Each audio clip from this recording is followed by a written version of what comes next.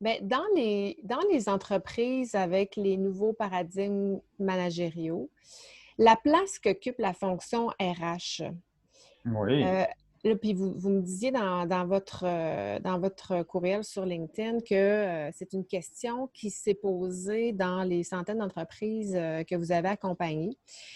Je me demandais comment cette fonction-là s'adapte ou du moins doit s'adapter pour être en mesure d'accompagner les entreprises. Donc, je vois des modèles où on utilise la fonction plus au niveau technique et légal, mais je pense Mhm. qu'on a une place à prendre dans les organisations, mais que cette place-là va être totalement différente de ce Mhm. qu'elle a été dans le passé. D'accord. Alors, imaginons que vous posez la question comment les chefs des cuisines aujourd'hui doivent s'adapter par rapport à des nouvelles tendances, de nouvelles manières de manger, la nourriture saine, l'allergie, etc., etc. Bon, ça, c'est une très bonne question, hein. Et est-ce que les chefs dans les différents restaurants, ils sont prêts à le faire, etc. Qu'est-ce qu'ils font par rapport à ça? Magnifique question. Maintenant, si vous dites, je veux connaître les modèles, comment les chefs se transforment, euh, ben, ça, c'est déjà une façon de répondre à ça. Et y a-t-il des modèles? Y a-t-il des méthodes? Et certainement, il y a des transformations chez certains, chez d'autres, il n'y en a pas. Donc, euh, j'ai pris cet exemple un petit peu exprès hein, pour vous dire que mon expérience d'observation, c'est que votre constat est juste, que par exemple, il y a encore 5 ans, je suis intervenu devant tous les DRH de toutes les grandes entreprises de Belgique. Hein, j'ai fait aussi ça à 2 ou 3 ou 4 reprises en France, hein, d'ailleurs, hein, des salles de 300, 500 personnes, etc. Et en tout cas, pourquoi je parle de Belgique, c'est que l'organisatrice de cet événement, elle-même, une DRH, elle dit que un tiers des DRH, ils évoluent dans leur rôle, ils quittent le rôle que vous avez effectivement expliqué un petit peu, ce qu'on appelle un peu chef de personnel, directeur juridique, vous voyez, la dimension un peu gestion de personnel et toute la dimension juridique, code de travail, etc. Et 2 tiers restent dedans. Ils ne bougent pas. Donc déjà, il faut comprendre, c'est aussi mon constat. Et alors, ça dépend effectivement peut-être le secteur de secteur et pays de pays, que, il y a quand même une grande partie, pour différentes raisons, qui sont dans leur rôle classique. Ils ont ce rôle typique de fonction RH et de DRH qui date depuis 30 ans, peut-être 40 ans, hein, et qui a très peu évolué. Un peu bureaucratique, un peu procédure, des règlements, des tas de choses comme ça. Et qu'il y a en revanche un tiers que eux deviennent ce que vous appelez des agents de changement, qui évoluent eux-mêmes de différentes façons. Il y a différents cas de figure, il n'y a pas un seul cas de figure, et je ne pense pas qu'il y ait un modèle. Je vous donne juste quelques exemples.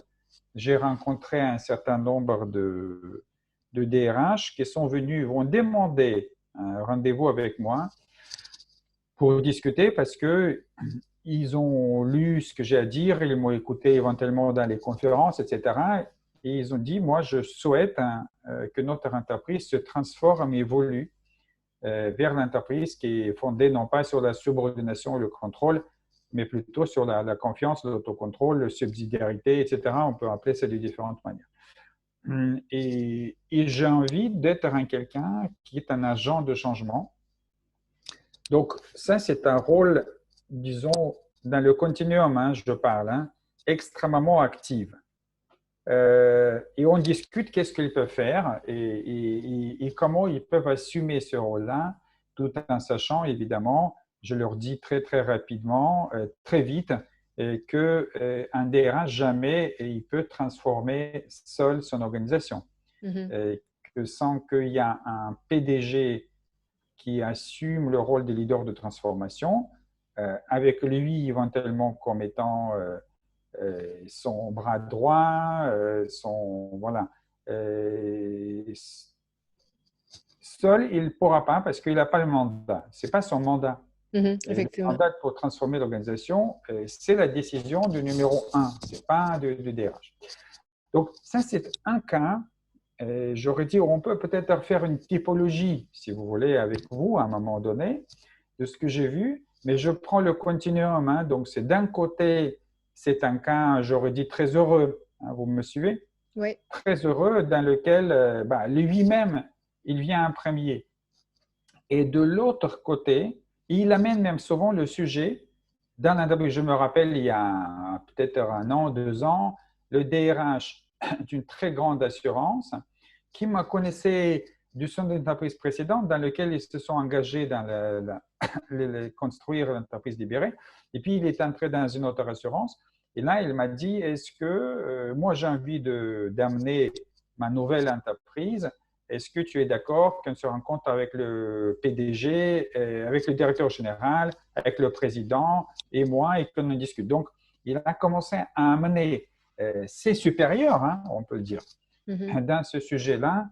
Et mon rôle était un peu la prise de conscience, vous voyez, le raising awareness, voilà, et les mentorer un peu. Donc, mais ils ont avancé par la suite vers cette direction. Ça, c'est un très bon cas.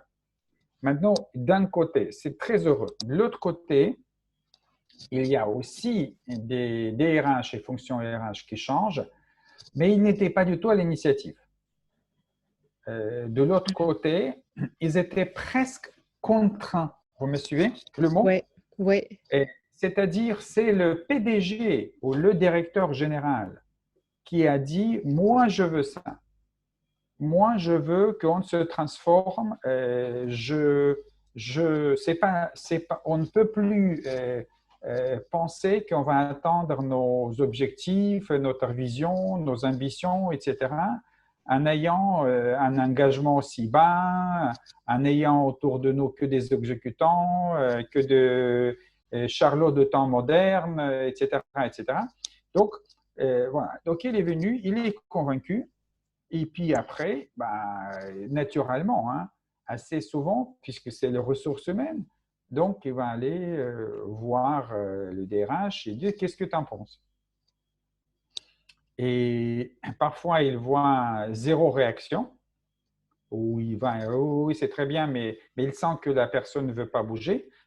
Et parfois, donc là, c'est des immobilistes, hein, donc des gens qui sont immobiles et ils ne bougent pas. C'est une sorte de bureaucratie de ressources humaines.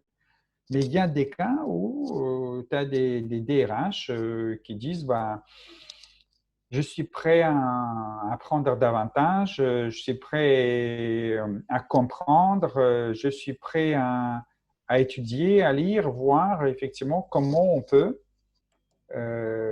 contribuer à cette transformation et qu'est-ce que ça implique aussi du point de vue de notre propre transformation. Donc, quelque part, devenir des partenaires et de manière évolutive, graduellement, de deux côtés opposés. D'ailleurs, ce côté deuxième que je montrais, parfois ils réussissent, parfois ils ne réussissent pas. J'ai vu aussi des cas où un DRH a essayé ces transformations et pendant 1 an, 2 ans, mais vous savez, des réflexes acquis pendant 20 ans ou 25 ans de métier, ils n'arrivaient pas de ne pas écrire des procédures, de ne pas penser toujours à l'organigramme, à la description de poste, etc., etc. Et à un moment donné, le directeur général lui a proposé, de commun accord, hein, en constatant qu'il n'arrive pas à se transformer, à évoluer, de réfléchir s'il y a dans l'entreprise une autre, éventuellement, fonction, un autre rôle qu'elle peut jouer. Et là, il s'est passionné pour l'innovation et il a commencé à migrer et finalement, il a commencé à s'occuper de l'innovation. Il a quitté complètement ce rôle. Donc, c'est aussi une forme d'évolution, hein, mais évolution non pas dans le rôle RH, mais en dehors. En revanche, sa fonction, elle a évolué sans lui et on ne l'a pas remplacé. C'est devenu une fonction RH sans le directeur. Et ça, j'en ai vu aussi plusieurs exemples de comme ça. Hein. Où on n'a pas remplacé la fonction, puis elle a été supportée, les tâches ont été supportées par le management, par les employés. Exactement. Exactement. C'est-à-dire, on leur a dit, voilà, il y a un tel, votre directeur, il a préféré de partir ou il a décidé de partir. Qu'est-ce que vous souhaitez? Est-ce que vous souhaitez qu'on lance un recrutement de nouveaux directeurs, etc., etc. Vous pensez que vous en avez besoin? Ou en cohérence de la transformation de autocontrôle, d'autodirection qu'on met en place, vous pensez que vous pouvez vous coordonner et organiser sans qu'il y ait un supérieur. Et là encore, il y en a deux cas de figure. Il y en a ceux qui disent non, on préfère quand même qu'on a un supérieur. Et puis dans d'autres cas de figure, il y en a des gens qui disaient non, non, non, mais on voit comment on peut s'organiser. On va voilà, donc faire de la polyvalence, se former les unes des autres. Et puis, on va toujours avoir une personne qui va représenter la fonction RH dans les réunions de comité de direction et qui sera au courant de ce qui se fait, etc. Voilà. Et donc, bon, bien sûr, il y a des aménagements par rapport au travail, salaire et autre chose. C'est déjà encore des points très techniques. Mais je vous ai donné juste quelques exemples de tout ça, j'aurais dit, est non pas à l'origine, non pas la cause, mais quelque chose qui, de manière organique, s'inscrit dans la dynamique de transformation très particulière à chaque fois, parce qu'il n'y a pas de méthode de transformation, en tout cas vers l'entreprise libérée. Il y a peut-être Holacracy qui prétend avoir une méthode avec des consultants qui vont le déployer. Mais ça, je ne suis pas spécialiste et j'ai un regard assez critique vis-à-vis de ça. Et j'ai vu énormément d'échecs en France, des gens qui ont entré dans ces démarches-là et qui ont par la suite arrêté et ils ont dû revenir en arrière, etc., etc. Et je ne les ai pas observés, j'ai un certain nombre des patrons d'entreprise qui ont raconté, ils ont fait leur témoignage. Maintenant, peut-être il y en a d'autres qui sont contents et qui ne parlent pas, hein, on va savoir. Mais en tout cas, ce n'est pas l'optique que je connais. Moi, je connais l'optique qui est fondée sur un respect fondamental de l'héritage de chaque entreprise. Et même quand vous parlez de EDF, que je connais assez bien, chaque entité chez EDF, c'est une entreprise énorme, elle a son histoire. Il y a EDF qui est hydraulique, il y en a EDF centrale nucléaire, il y en a, chaque entité, il a son histoire qui est aussi organisationnelle, humaine et culturelle. Parce qu'on ne travaille pas à Québec comme on travaille en Angleterre, ou on travaille en France, et même il y a des régions différentes en France. Donc, il faut partir de quelque chose que moi j'appelle une philosophie, hein, quelques principes, et après on les fait articuler. Ce qui donne que le chemin, il est à chaque fois différent. Donc on appelle ça Banff, ok? Donc voilà, donc on va tous à Banff. Hein. Une fois qu'on est en haut, au sommet de cette montagne, qu'est-ce qu'on a? On a la majorité de salariés qui ne fonctionnent plus dans la subordination et le contrôle, mais qui fonctionnent de la subsidiarité, la confiance, l'autocontrôle, l'autodirection. D'accord? Donc, les équipes s'organisent par là. Ça, on doit y arriver à ça. La majorité, hein, je ne dis pas 100%, hein, la majorité. Mais le chemin, bah, c'est comme avec les alpinistes. Hein. Si vous dites à un alpiniste, voilà le chemin pour escalader la montagne, mais il dit, mais tu es fou. C'est en fonction de la saison, en fonction de temps, que peut-être le temps va changer au milieu de notre ascension au sommet, etc.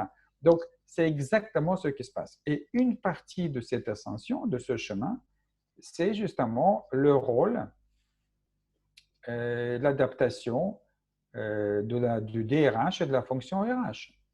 Voilà, donc il sait à chaque fois différent, même si on ne peut établir un certain nombre de cas de figure, donc j'aurais dit de plus, ils sont les premières de la cordée, vous voyez un petit peu la métaphore? Oui, oui, les Les premiers premières de cordées, la ouais. cordée, ou être quelque part là-bas derrière, un peu tiré, quoi. C'est-à-dire, ils disent, mais pourquoi je suis parti dans cette galère, etc. Mais bon, je vais essayer quand même faire ma part. Vous voyez, donc, et j'adopte, mais un petit peu, je m'adapte, mais un peu, parfois un contre-cœur, vous voyez, un peu, voilà. Donc, voilà à peu près ce que j'ai observé. Hein. Donc, c'est une certaine peut-être typologie des cas de figure qu'on peut éventuellement établir et peut-être aussi de voir comment à chaque fois, en tout cas sur la base de mes expériences, hein, à la fois le DRH, parce qu'il y a DRH d'un côté, et puis la fonction RH aussi, comment elle s'adapte à tout ça. Voilà. Mhm. Pensez-vous que c'est plus attribuable à la personnalité de l'individu ou encore à l'accompagnement qu'on lui a donné? Est-ce qu'il y a, est-ce que d'emblée, on a une ouverture pour ça ou on peut la développer en comprenant? Parce que peut-être une question de C'est, compréhension. je pense que, alors, si vous parlez de DRH maintenant, on est d'accord, hein? Oui. Alors, c'est, il y a deux dimensions. Hein. Il y a la dimension de comment il conçoit son rôle de DRH. Donc, s'il conçoit que, par exemple, alors on entend un petit peu le jargon, un business partner, partenaire stratégique, quelqu'un qui doit accompagner l'évolution et la transformation de l'entreprise, etc. Et bon, c'est très bien. Et d'ailleurs, il dit souvent tout ce qui est gestion de personnel, gestion de fiches de paie et tout ça, ça ne m'intéresse pas. Et côté juridique, ça me barbe.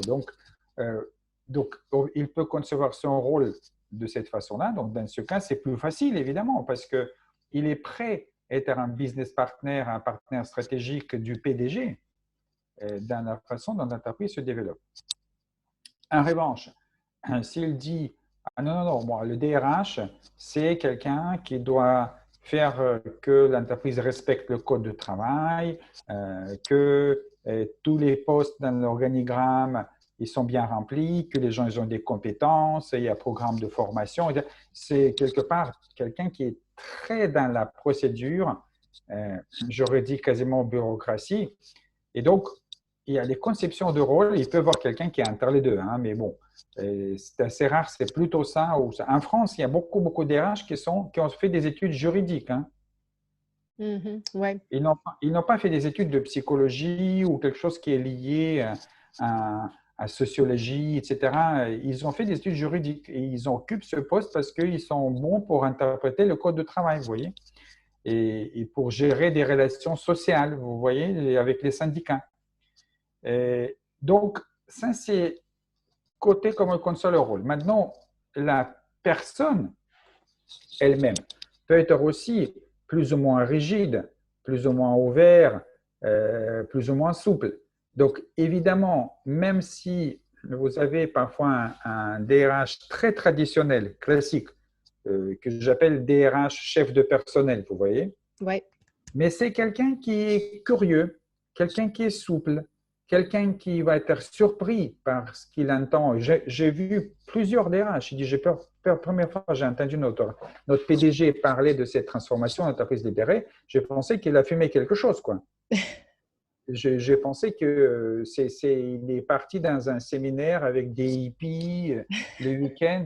Qu'est-ce qui lui est arrivé, quoi? Qu'est-ce que c'est cette histoire? Donc, très déboussolé, mais en même temps ouvert, curieux. Bon, je ne me suis pas refermé, j'ai écouté et puis il m'a donné des lectures. J'ai commencé à lire, j'ai trouvé ça intéressant. Finalement, quand j'étais étudiant, il y a 15 ans, c'est des trucs que j'ai lus, ça m'intéresse. Bon, m'intéressait à l'époque.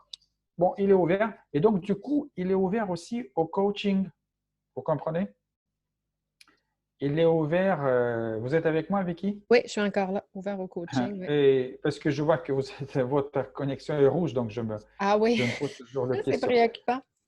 Et donc, il dit, voilà, donc il peut être ouvert au coaching, il peut être au accompagnement, il peut être ouvert à, peut-être pas formation, parce que formation, c'est quelque chose qui est assez, comment on dit, standardisé, mais en tout cas, de travailler sur lui-même, vous voyez, et pour monter à un niveau où il peut plus activement participer à la transformation parce qu'il le souhaite.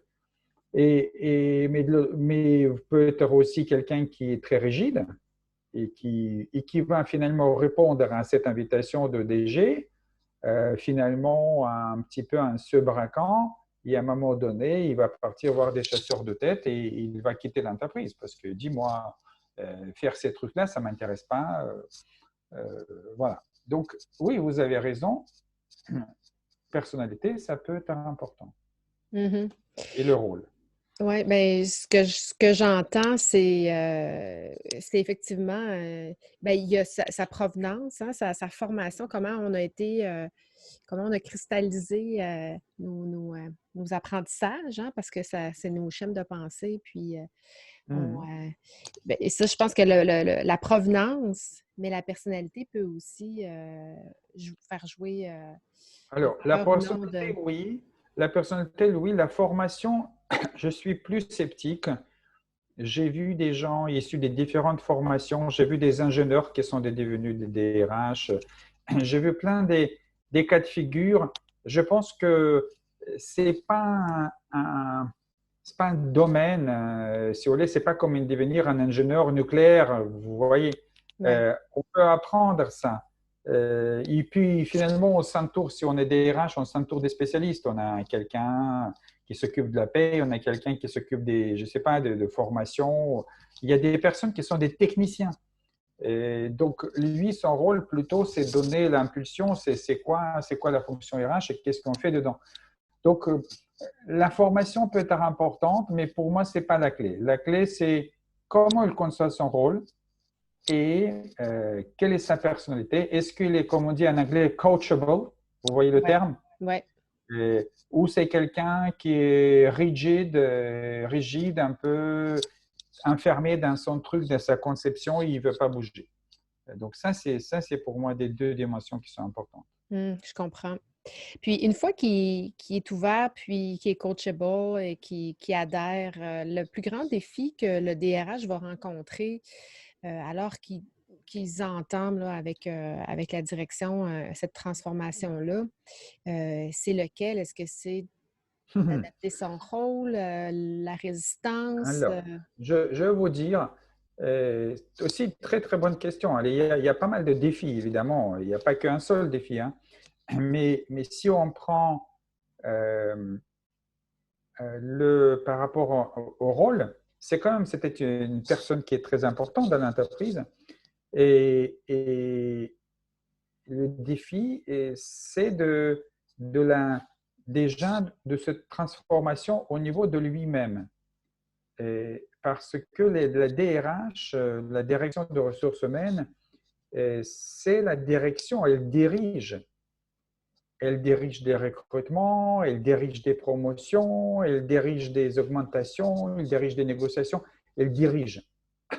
Et le grand défi, c'est de comprendre que dans cette transformation dont on en parle, elle doit arrêter de diriger et de se mettre au service. C'est-à-dire, il y a des techniques, des outils spécifiques aux ressources humaines, mais ça ne veut pas dire que parce que tu possèdes ces outils-là que tu dois dire à des gens comment ils doivent faire. Donc concrètement, de comprendre que si l'entreprise se transforme, à un moment donné, certaines équipes voudront gérer elles-mêmes le recrutement. Certaines entités voudront elles-mêmes et dire nous, on sait mieux et ce sera mieux que c'est nous qui recrutons nos collègues et pas qu'on nous envoie quelqu'un du corporate. Ben, le grand défi, c'est comment je transforme complètement le rôle de tous mes spécialistes de recrutement pour que j'aide ces personnes-là qui sont des ingénieurs, des techniciens, qui ne savent pas comment recruter, comment les aider à bien recruter sans leur dire ce qu'il faut faire. Vous voyez, donc comment devenir quelque part un peu des coachs internes. Donc ça, c'est un grand défi. Hein. C'est pas du tout parce que vous voyez qu'est-ce que font les DRH. Hein. Ils écrivent des livrets d'accueil, employee handbooks, plein de règles, plein de trucs, etc. Et là, il faut arrêter de le faire. Donc, c'est un grand défi. Et puis, un défi, ça, c'est déjà d'un côté.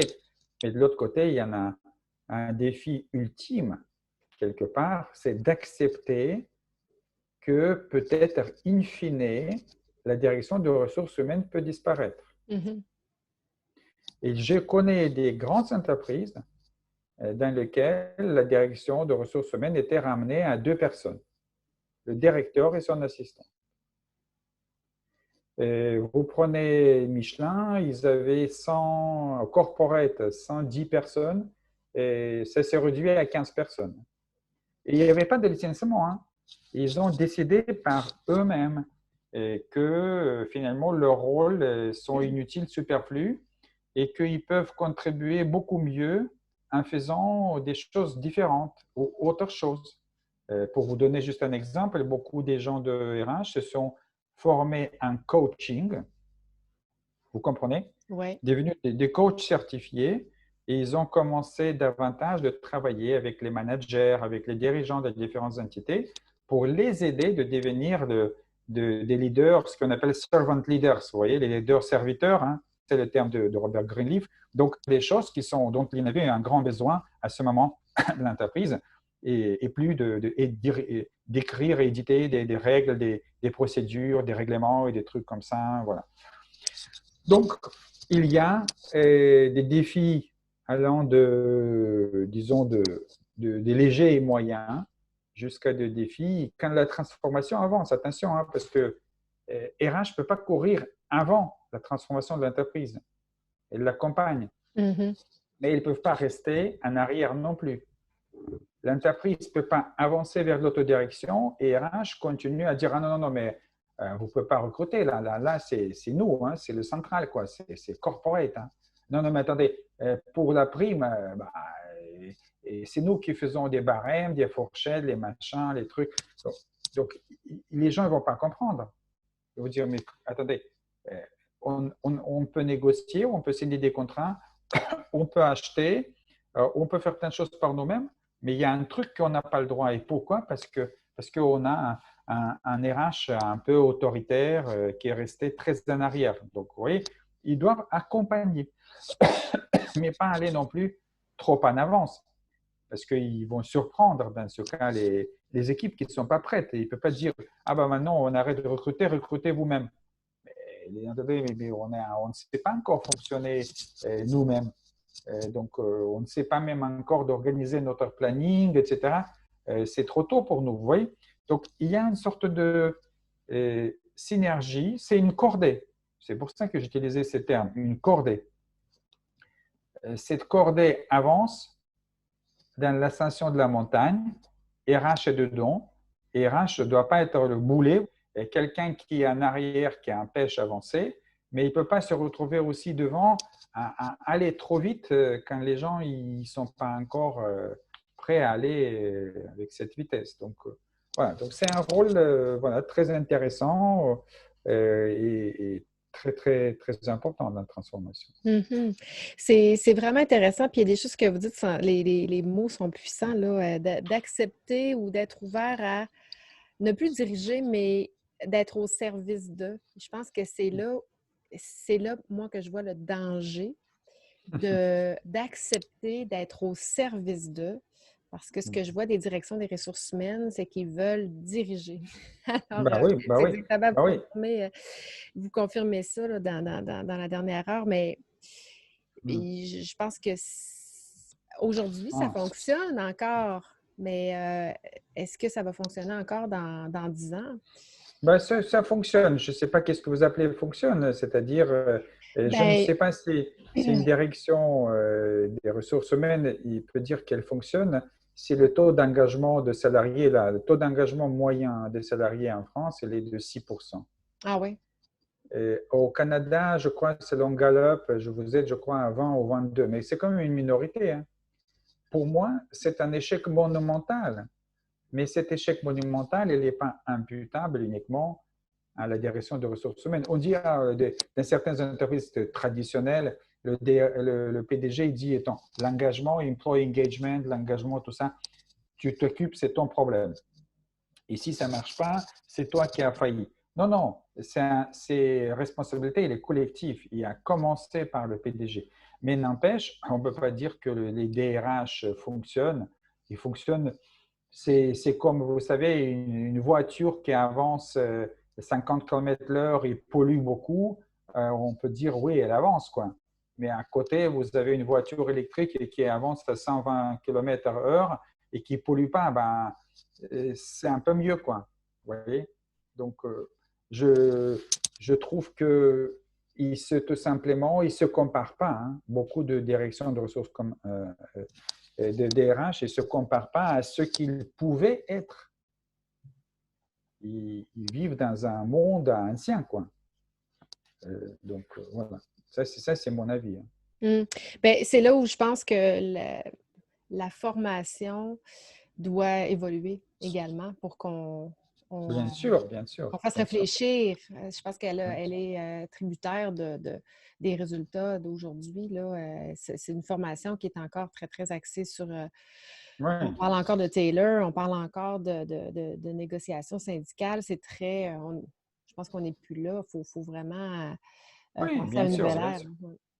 Ça, c'est sûr. Bon, il y a beaucoup de choses qu'on peut faire à différents niveaux, hein, et moi, j'essaie de faire ça à mon niveau dans mon établissement, dans mon business school. Mais